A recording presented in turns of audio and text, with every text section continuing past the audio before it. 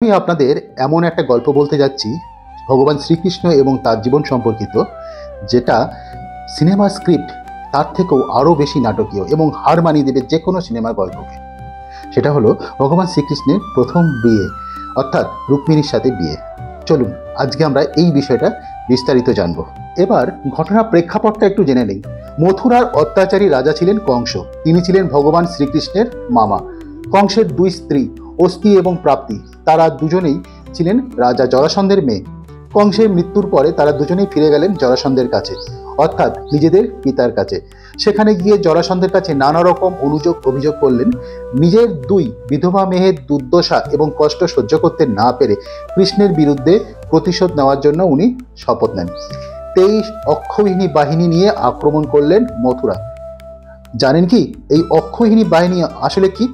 এই অক্ষৌহিনী হচ্ছে মহাভারতে বর্ণিত যুদ্ধের একটা প্রতিশব্দ, যেখানে থাকবে 21,870 খানা রথ, সমসংখ্যক হাতি, আর এর সাথে থাকবে 65,610 খানা ঘোড়া আর 1,09,350 জন সৈন্য।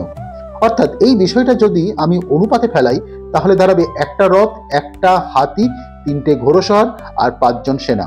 অর্থাৎ এক অক্ষৌহিনী বাহিনীতে তাহলে 2,18,700 সেনা থাকবে। তাহলে এবার আপনারা একটু হিসাব করে নিন যে 23 অক্ষৌহিনী বাহিনীতে কত সৈন্য থাকতে পারে। জরাসন্ধ পরপর 17 বার মথুরা আক্রমণ করেছিলেন এবং কৃষ্ণ ও বলরাম 17 বারই জরাসন্ধকে প্রতিহত করেছিলেন।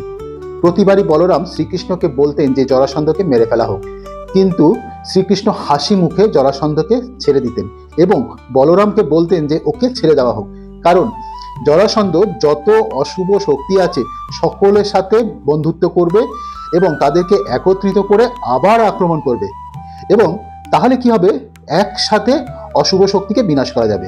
কারণ একজন করে অশুভ শক্তির কাছে গিয়ে কোনো লাভ নেই। এইভাবে 17 বার কৃষ্ণ এবং বলরাম জরাসন্ধকে প্রতিহত করেছিলেন। 18 বার জরাসন্ধ মথুরা আক্রমণ করতে গেলেন। সেই সময় কৃষ্ণ ও বলরাম একটি পাহাড়ে উঠে যান আর সেখানে একটি গুহাতে আশ্রয় নেন। জরাসন্ধ যখন তাদেরকে খুঁজে পেল না, তখন সেই পাহাড়ের চারিদিকে আগুন লাগিয়ে দেন। কৃষ্ণ এবং বলরাম সেই গুহা থেকে লাফ দিয়ে পাহাড় থেকে নেমে যান। এদিকে জরাসন্ধ ভেবে নিলেন যে কৃষ্ণ এবং বলরাম দুজনেই মারা গেছেন। পরে শ্রীকৃষ্ণ দ্বারকায় নতুন নগরী তৈরি করার সিদ্ধান্ত নেন এবং তার জন্য ভগবান বিশ্বকর্মাকে নির্দেশ দিলেন। বিশ্বকর্মা তৈরি করে দিলেন সোনার নগরী দ্বারকা। এরপর শ্রীকৃষ্ণ সেই দ্বারকাতেই বসবাস করা শুরু করলেন। এর কিছুদিন বাদে বলরাম বিয়ে করলেন রেবতের কন্যা রেবতীকে। বলরাম যখন বিয়ে করেই ফেললেন, তখন শ্রীকৃষ্ণেরও বিয়ে করার পালা চলে এলো। সেই সময় বিদর্ভ, অর্থাৎ বর্তমানে যা মহারাষ্ট্র রাজ্যে অবস্থিত, সেই বিদর্ভের রাজা ছিলেন ভীষ্মক, আর ভীষ্মকের কন্যা ছিলেন অপরূপা সুন্দরী রুক্মিণী, যিনি ছিলেন দেবী লক্ষ্মীর অবতার। রাজা ভীষ্মক সবসময় চাইতেন যে তার মেয়ে বিয়ে করুক, সেই জন্য উনি নিজের মেয়েকে জিজ্ঞাসা করেছিলেন যে তার জন্য বর খুঁজে দিতে হবে কিনা। তখন রুক্মিণী উত্তর দিয়েছিলেন যে তার জন্য বর খোঁজার প্রয়োজন নেই, কারণ তিনি তার মন কৃষ্ণের জন্য ইতিমধ্যে নিবেদন করেছেন। রাজা এই কথা শুনে খুব খুশি হয়েছিলেন। কিন্তু যে কোনো শুভ কাজে বা প্রেম কাহিনীতে একজন খলনায়ক না থাকলে কি কাহিনী জমে ওঠে? ঠিক এভাবেই আমাদের এই গল্পে কিন্তু খলনায়কের অভাব হলো না। রুক্মিণীর দাদা ছিলেন রুক্মী। তিনি কৃষ্ণের সাথে নিজের বোনের বিয়েতে আপত্তি জানালেন। সাথে সাথে এটাও জানালেন যে চেদিরাজ শিশুপালের সাথে রুক্মিণীর বিয়ে হবে এবং তার সমস্ত কথা এবং ব্যবস্থা ইতিমধ্যে পাকা হয়ে আছে। এমনকি বিয়ের লগ্নও পরের দিনের জন্য স্থির করা আছে। অন্যান্য রাজাদের নিয়ে বরযাত্রী আগামীকালই আসবে। সবকিছু শুনে প্রথম দিকে রুক্মিণী ভীষণভাবে হতাশ হয়ে পড়েছিলেন, কিন্তু তারপরে নিজের মাথা ঠান্ডা করে সিদ্ধান্ত নিলেন যে সবার প্রথমে কৃষ্ণকে সব জানাতে হবে। কৃষ্ণকে খবর দেওয়ার জন্য সুদেব নামে এক বিশ্বস্ত ব্রাহ্মণের মাধ্যমে এক চিঠি পাঠালেন। বলল যে কৃষ্ণকে লেখা রুক্মিণীর এই প্রেমপত্র সব থেকে প্রাচীন প্রেমপত্র। ভাগবত পুরাণের 10ম স্কন্ধে এর সুন্দর বর্ণনা দেওয়া হয়েছে। এই চিঠির মূল অর্থ হলো, হে পুরুষোত্তম, আমি শুনেছি আপনার অসীম গুণ, পরাক্রম ও শৌর্যের কথা। রাজকুমারী হয়েও আপনাকে হৃদয়ে ধারণ করেছি। আমার পিতা আমাকে অন্য কাউকে দেবার চেষ্টা করেছেন, কিন্তু আমি আপনাকে মনে প্রাণে স্বামী হিসাবে গ্রহণ করেছি, আপনি এসে আমাকে হরণ করুন, যেমন গর্জনরত সিংহ হরিণীর মাঝে প্রবেশ করে। যদি আপনি আমাকে গ্রহণ না করেন তাহলে আমি আত্মহত্যা করব। রুক্মিণী কৃষ্ণকে যে চিঠি লিখেছিলেন তা ভাগবত পুরাণের 10ম স্কন্ধ এবং অধ্যায় 52-তে বর্ণিত রয়েছে। সেখানে রুক্মিণী কৃষ্ণকে লেখা 7টি শ্লোক, সেই শ্লোক নম্বর হচ্ছে 37 থেকে 43, যা তার প্রেম ও ভক্তির গভীরতা প্রকাশ করে। আমি এই স্ক্রিনেই কিন্তু সেই শ্লোকগুলো দিয়ে দিচ্ছি, আপনারা দরকার হলে দেখে নিতে পারবেন। চিঠিতে রুক্মিণীর প্রেম, সাহস, ঈশ্বর ভক্তি এবং আত্মনিবেদন অনবদ্যভাবে ফুটে উঠেছে। তিনি একজন রাজকন্যা হয়েও কৃষ্ণের প্রতি এমন ভক্তি প্রকাশ করেছেন যা ভারতীয় ভক্তি সাহিত্যে এক অনন্য নজির। সেই সময় ক্ষত্রিয়দের মধ্যে এই রকমভাবে বিয়ের প্রচলন ছিল।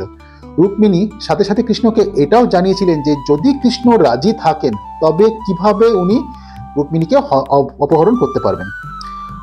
রুক্মিণী সেই চিঠিতে এটাও জানিয়েছিলেন যে তাদের পরিবারের লোকেরা গ্রামের বাইরে মা জগদম্বা মন্দিরে পুজো দিতে যায়, তাকেও সেই মন্দিরে যেতে হবে। বিয়ের দিন সে সকালে মন্দিরে যাবে, পুজো সেরে যখন মন্দিরের বাইরে আসবেন তখন শ্রীকৃষ্ণ তাকে হরণ করতে পারে। ভাবুন কতটা মারাত্মক সেই পরিকল্পনা। সমস্ত কিছু পড়ে শ্রীকৃষ্ণ রাজি হলেন এবং সুদেবকে বললেন যে যেন রাজকুমারীকে জানিয়ে দেয় যে কৃষ্ণ রুক্মিণীকে আনতে যাবে।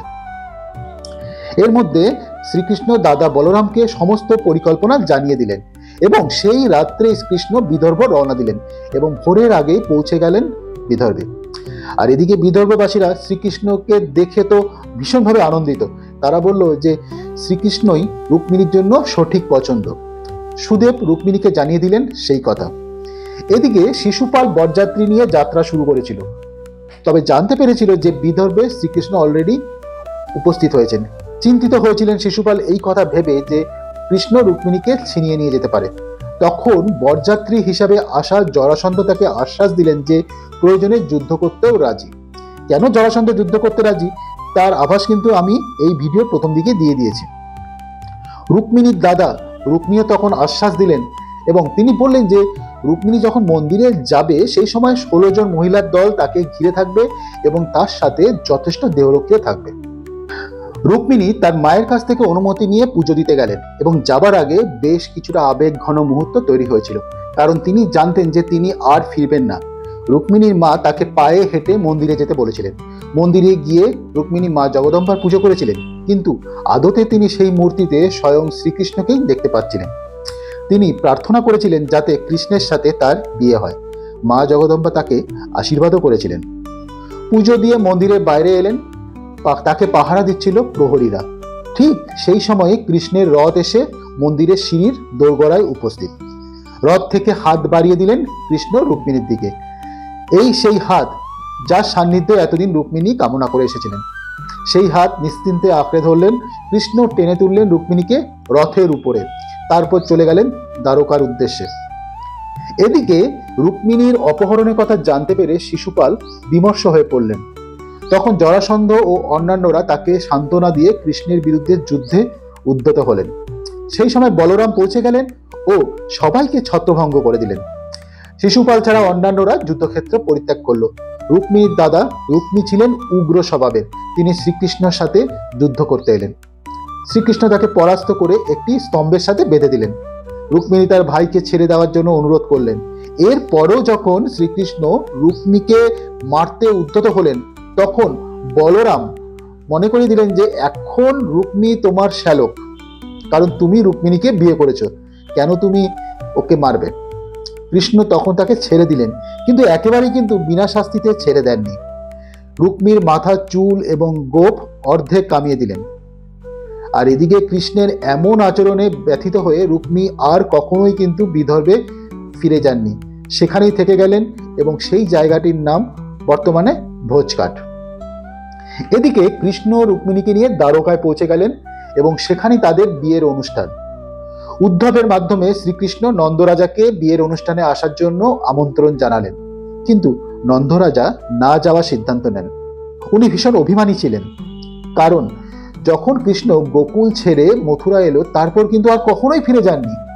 তখন কৃষ্ণ গোকুলে পৌঁছে মা যশোদাকে আসতে অনুরোধ করলেন এবং সাথে সাথে এটাও জানালেন যে যদি ওনারা না যান তাহলে কিন্তু উনি বিয়েই করবেন না। তখন যশোদা, নন্দ এবং ব্রজবাসী সকলেই দ্বারকায় এসে সেই রাজকীয় বিয়ের সাক্ষী থাকলেন। রাজা ভীষ্মকও সেখানে আসেন, কিন্তু দুর্বাসা ঋষির অভিশাপের কারণে ভীষ্মক দ্বারকায় থাকতে পারেননি। এরপর শ্রীকৃষ্ণ এবং রুক্মিণীর বিবাহ মাধবপুরে সম্পন্ন হয়। অধ্যায় পারলেন যে কৃষ্ণের প্রথম বিবাহ রুক্মিণীর সাথে হয়েছিল এবং কত নাটকীয়ভাবে হয়েছিল। যেই দুজনের সাথে আগে কখনোই আলাপ ছিল না, রুক্মিণী শুধুমাত্র গল্প কথা এবং বীরত্বের কাহিনী শুনে শ্রীকৃষ্ণের প্রেমে পড়েছিলেন এবং একজন মেয়ে হয়ে শ্রীকৃষ্ণকে প্রেম নিবেদন করেছিলেন। কখন? যখন তার বিয়ে অলরেডি স্থির হয়ে গেছে, সমস্ত কিছু আয়োজন হয়ে গেছে এবং বলতে গেলে সেই আসর থেকেই কৃষ্ণ এসে রুক্মিণীকে হরণ করে নিয়ে যান। সত্যি সিনেমার গল্পকেও কিন্তু হার মানিয়ে দেবে এই ঘটনা। আশা করি এই ভিডিওটা আপনাদের সকলেরই ভালো লাগবে। যদি ভালো লেগে থাকে তাহলে অবশ্যই লাইক তো করবেন, আর যদি এখনো পর্যন্ত আমার এই চ্যানেলটিকে সাবস্ক্রাইব না করে থাকেন তাহলে প্লিজ সাবস্ক্রাইব করুন আর পাশের বেল আইকনটি প্রেস করে রাখুন, তাহলে খুব সহজেই নোটিফিকেশন পৌঁছে যাবে আপনাদের কাছে যখন কোনো নতুন ভিডিও আপলোড হবে। আর যদি কোনো নতুন তথ্য আপনাদের জানা থাকে তাহলে প্লিজ কমেন্ট বক্সে লিখে জানান।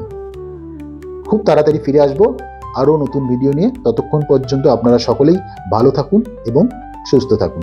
ধন্যবাদ আপনাদের সকলকে ভিডিওটা শেষ পর্যন্ত দেখার জন্য।